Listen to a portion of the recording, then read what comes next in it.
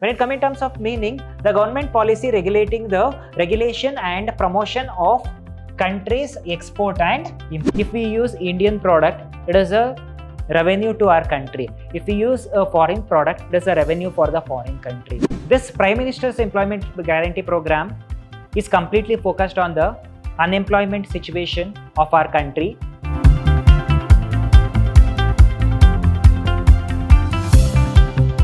Hello everyone, a warm welcome to one and all. I am Mr. Hemant Kumar from the Department of Commerce and Management, Vidhyaashram First Grade College, MYSURU, the Temple of Excellence. In today's session, we are going with the subject Business Environment, that is session 2 of Unit 3. It's about political and legal environment. Okay, so here there are two aspects that we get to know, that is political environment and legal environment. So how exactly this both environment affect the business entity? So how exactly the business entity get affected by these factors? This is agenda of today's session. We are going with the EXIM policy and industrial policy. See, we are going with the difference between the EXIM policy and the industrial policy that has been adopted. Introduction to the government schemes for business. There are certain schemes that has been given by the central or the state government for benefit the entrepreneurs of our country. Done. And there are various kinds of schemes that has been launched by the government of India and government of Karnataka. We are going through these all things, and in the same way we are going with the concept of meaning of political stability and instability. See how exactly the political stability benefit the organization and how exactly the political stability or instability affect the organization. These are the things that we need to cover in today's session. So here the difference between the EXIM policy and industrial policy. So here when it comes in terms of a name, okay, EXIM policy, it's completely related to the import export of goods and services. Okay, so there is a equilibrium situation that has been maintained by the country, that we call it as a equilibrium situation when it comes in terms of our trade activities regarding import and export. So India is doing export equivalent to the import to maintain the economic stability. Here it is completely regarding the EXIM policy, that is export import policy of India, and industrial policy that has been maintained in our country. EXIM is completely regarding the import and export related things. So industries is related to the inside the country, whatever the policies or the things which is going to happen, or the rules or regulations that is related to the industries that is being made by the government of India. See, one thing is, here it is related for the foreign countries, it does not relate for the foreign countries. Okay, so the import and export can happen between two countries, but this industrial policy is being managed inside the country, that is for the industries that is made by the government of India. Okay, when it comes in terms of meaning, the government policy regulating the regulation and promotion of countries export and import. As I gave you the example, it is going to regulate, it is going to build the regulatory framework regarding the import and export of the goods or services inside and outside the country. Government policy relating to the growth, regulation and structure of the industries within the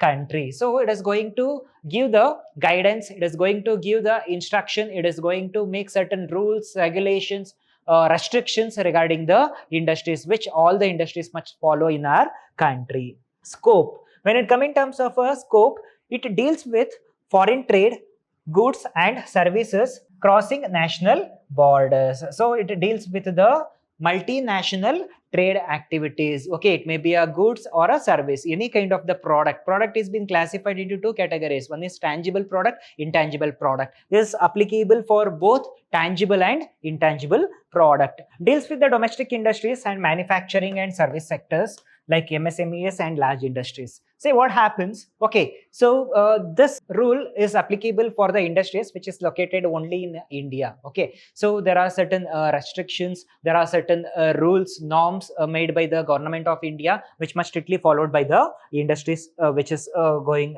under the guidance.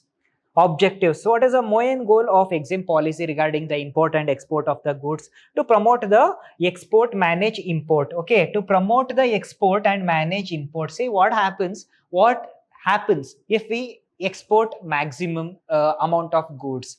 Indirectly it is a kind of income or a revenue for our country.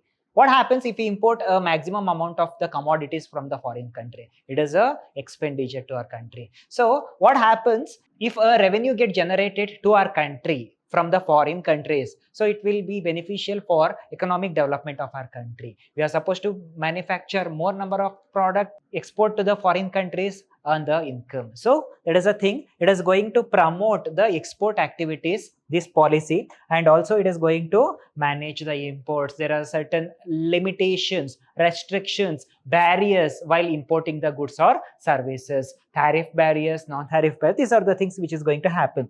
Improve the balance of payment. So as I said, there is an equilibrium situation that we call it as a BOP, balance of payment. So there will be a balance in terms of a trade activity, import and export, and integrate with global trade. It is going to integrate with the global trade activities. It is going to match the standard up to the global level. To promote the industrial growth, attract investment. It is going to attract the investment. Where there is an investment, there will be a business. Where there is a business, there is a profitability to our country. Where there is a profitability, the standard of economy get increased. Okay, so earlier we were in a 14th position when it comes in terms of economy. Today we stand in a 4th position in terms of economy, just because of this kind of activity.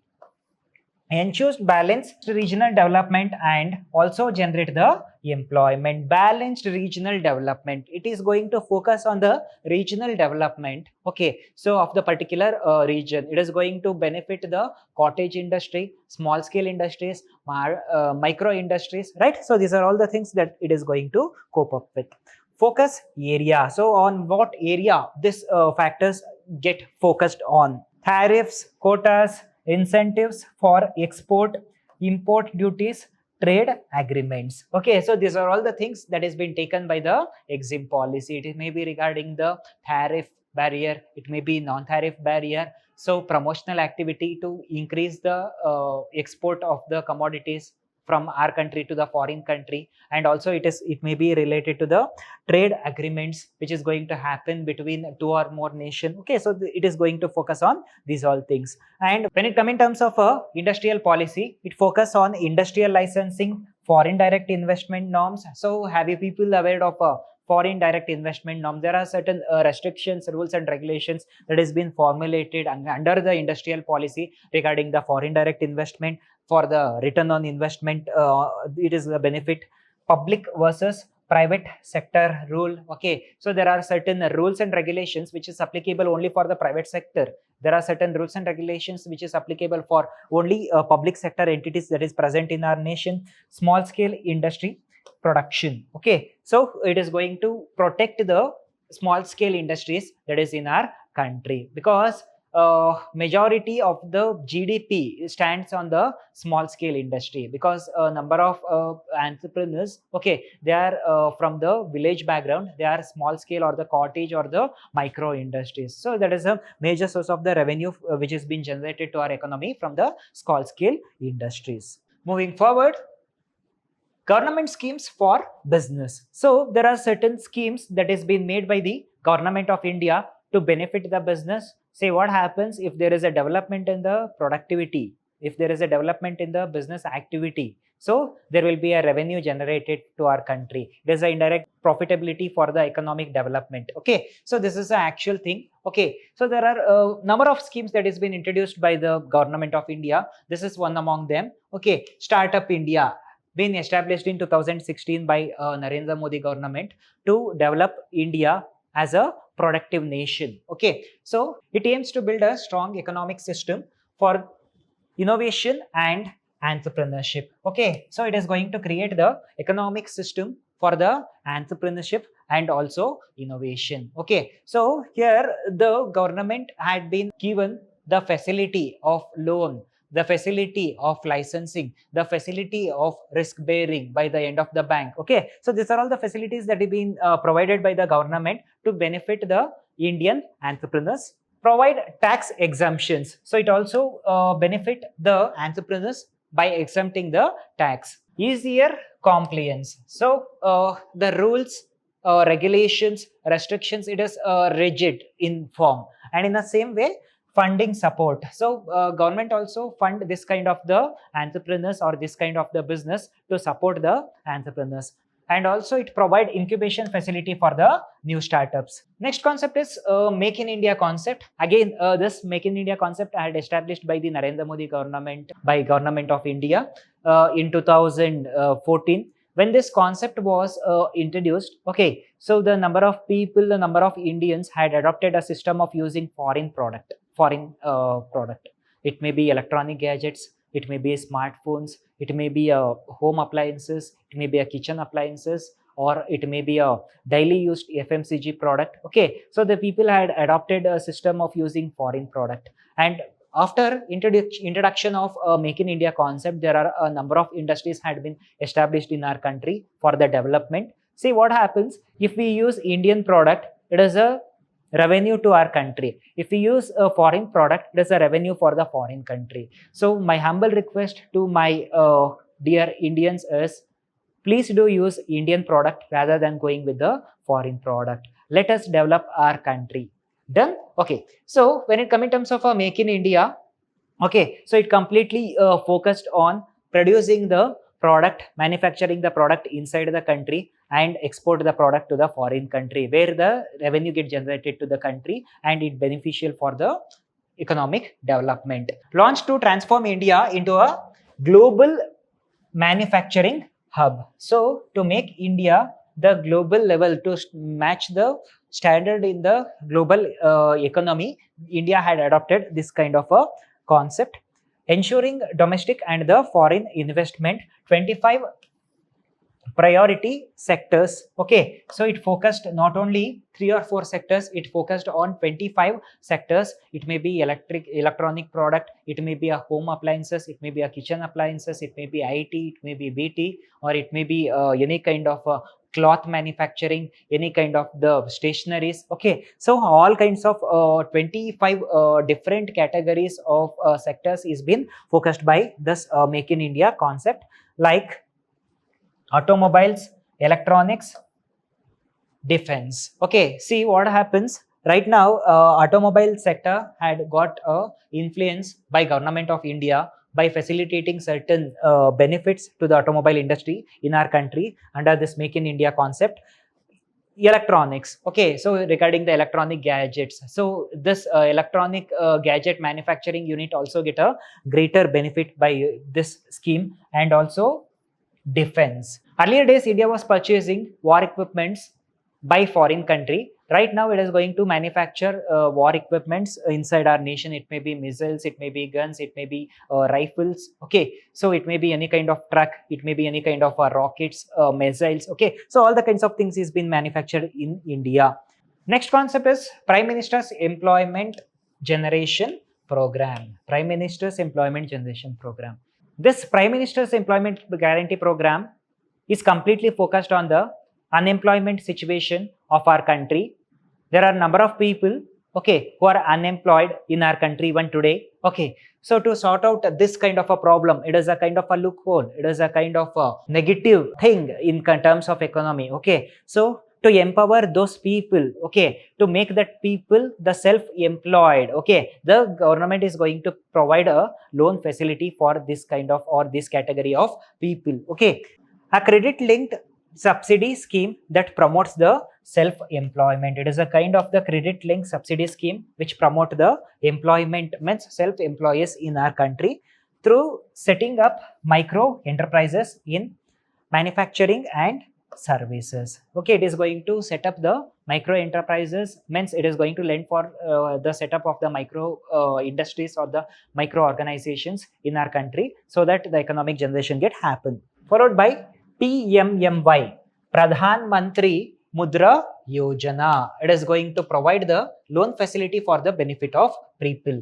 Provide collateral free loan up to 10 lakh rupees. Okay, so it is going to provide the collateral free. So if we go to the bank, ask for a loan, okay, it is going to take the surety, it is going to take the security, it is going to take the collateral, or else we are supposed to pledge certain assets in the banking company. Okay, so under this scheme, okay, so for Indian citizen, for Indian entrepreneurs, one who are interested in business, the government of India is going to provide the loan up to 10 lakh rupees based on their plan. They're supposed to provide the complete information regarding the plan that they are going to conduct the business up to 10 lakh rupees. The loan is being granted for the small and micro enterprises. Okay, small and micro enterprises, not for the large enterprises. On three bases or three categories, the loan is being lent: Shishu, Kishore, and Tharun categories. Okay, three categories of loan is being provided. Shishu means a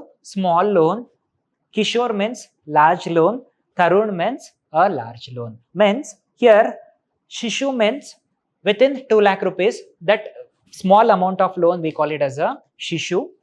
Kishore means 2 lakh to 5 lakh rupees, that we call it as a Kishore. And Tharun means up to 10 lakh rupees, 5 lakh to 10 lakh rupees, that we call it as a Tharun.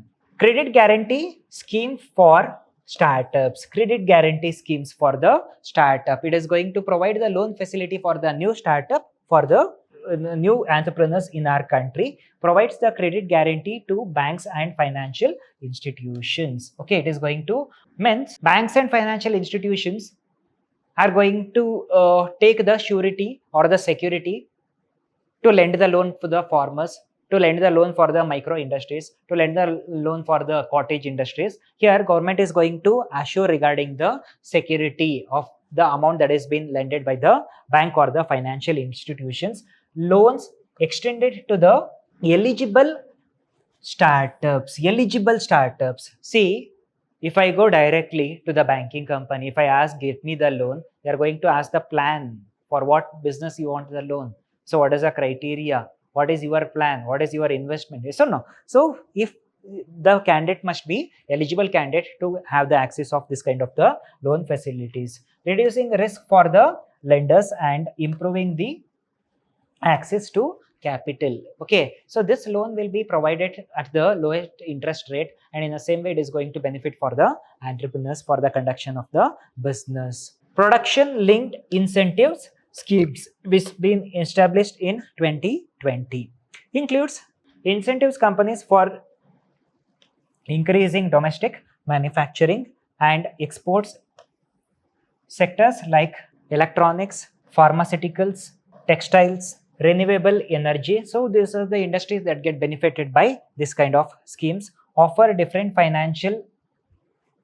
incentives based on production levels. Okay, see what happens. There are a number of industry which take the benefit of this scheme. Especially this scheme is going to lend the loan for the electronics, pharmaceutical company and the textile industry, which generate a maximum GDP for our country. For that kind of the industries it is been protecting. Legal environment. When it say legal environment, okay, the name itself it is going to say that, okay, it is about a legal law which must be followed by all the entities, legal rules and regulations which must followed by all the entities. Means there are number of law which must be followed by all the entities. Okay, say for example Companies Act 2013, all the companies which is incorporated in our country should register under Companies Act 2013. Okay, so before 2013 the companies were registered under Companies Act 1956. Right now it is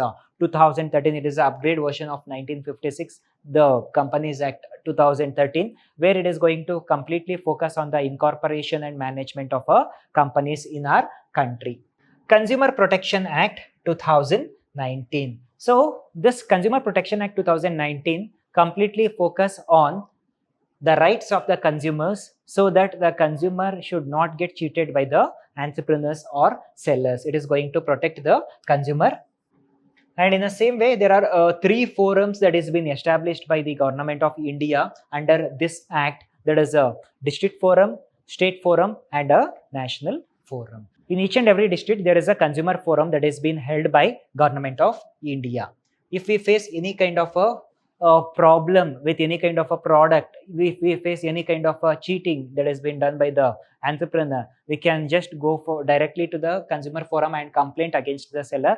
So they are going to take the relevant action and we get compensated by the government. Minimum Wages Act 1948. Okay, so this act is being introduced to avoid the discrimination that is being done by the entrepreneurs towards the workers, to facilitate the fair remuneration as per the Indian standard. Okay, that is the rule made by the government of India. As per the rule, the employees of organization should be facilitated the minimum wages with basic facility according to the Minimum Wages Act 1948. Factories Act 1948.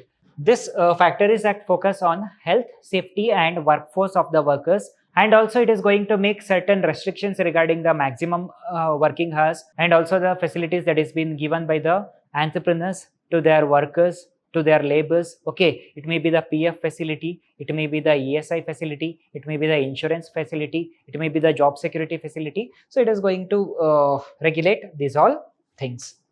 Factories Act 1948.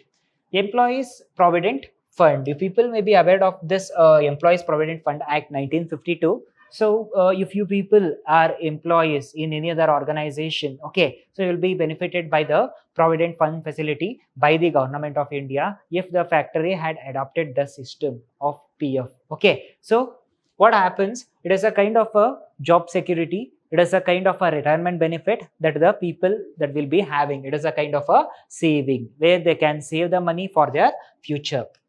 Trade Union Act 1926. It is a rules, regulations, restrictions or the complete regulatory framework which must followed by the trade union regarding the import and export related things. Child Labor Act 1986. Okay, so Child Labor Act, when it come in terms of Child Labor Act, okay, so earlier it was 1986 and it was amended by 2016. Okay, see what happens when it come in terms of Child Labor Act 1986. It is a rule from the government of India.